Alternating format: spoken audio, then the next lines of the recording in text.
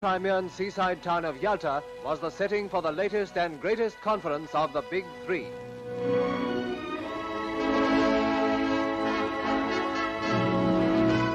One of the first to be greeted at the Yalta airfield by the Foreign Commissar, Mr. Molotov, was Field Marshal Alexander. Mr. Churchill arrives direct from Malta. The Kremlin Guards form a guard of honor and march past in true Red Army style after being inspected by Mr. Churchill and President Roosevelt. The meetings were to be held in the beautiful Livadia Palace, once the home of a Russian prince.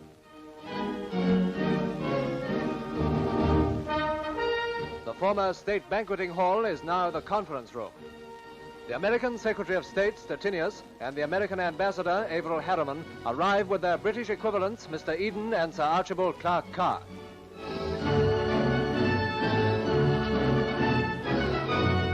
Mr. Churchill makes his appearance for the first of the meetings, suitably dressed for the occasion.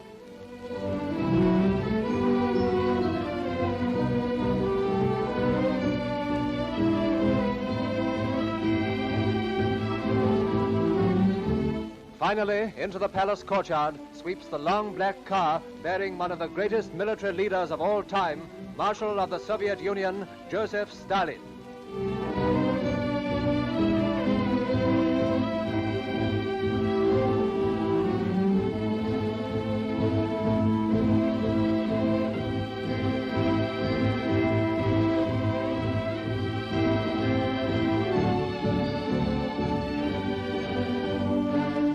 Representatives of the three powers take their places for the beginning of the Crimean Conference.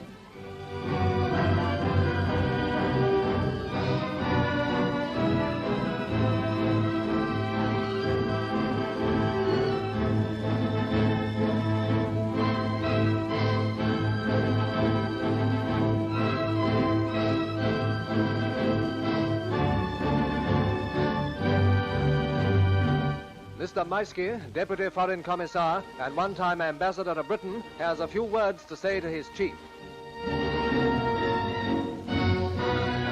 For 8 days, these pleasant surroundings saw the formation of one great plan after another concerning the future of our enemies and of ourselves.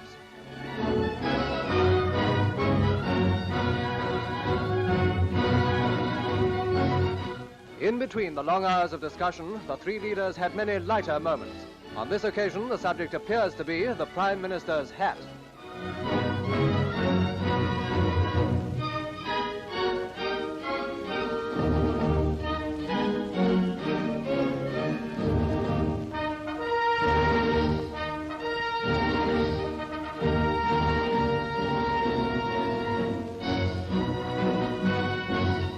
The Crimean Conference has resulted in many great decisions for the future.